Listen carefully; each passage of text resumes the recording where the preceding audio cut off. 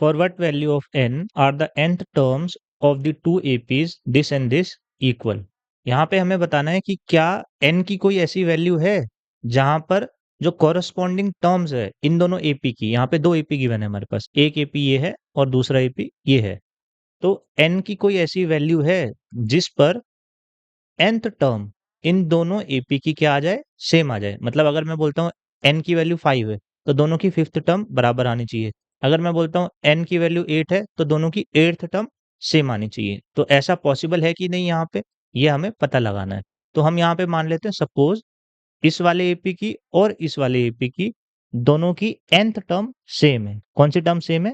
nth term. n की value कोई भी नेचुरल नंबर हो सकती है जहां पे।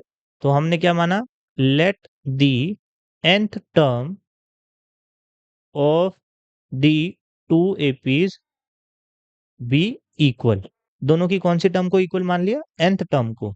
इसका मतलब हमारे पास क्या है, an is equal to an prime. ये क्या है? nth term of this AP, और ये क्या है? nth term of this AP. ठीक है, अब हमें फॉर्मूला पता है an का क्या फॉर्मूला होता है nth टर्म का, a plus n minus one into D. ये हमने पहली एपी के लिए लिखा। सेकेंड एपी के लिए हम कैसे लिखेंगे, a prime plus n minus one into D prime. ये क्या है? First term of this AP. n क्या है जो हमें पता लगाना है, d क्या है? Common difference of this AP. a prime क्या है? First term of this AP. D prime क्या है? Common difference of second AP.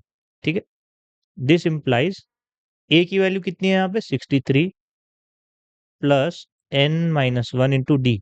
Common difference कितना है इस एपी के लिए? 65 माइनस 63 कितना हो जाएगा? 2 is equal to A prime. A prime कितना है? First term of second AP 3 plus n minus one into D prime. Common difference कितना है यहाँ पे? 10 माइनस 3 इज 7।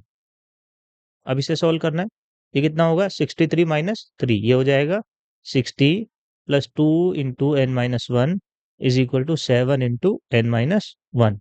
ये कितना हो जाएगा? 60 is equal to 7 into N minus one minus 2 into N minus one. इसको हम राइट साइड में ले आए। 60 is equal to 5 into N minus one. Divide करने के बाद कितना हो जाएगा? 60 divided by 5 is equal to N minus one. This implies 12 is equal to N minus one.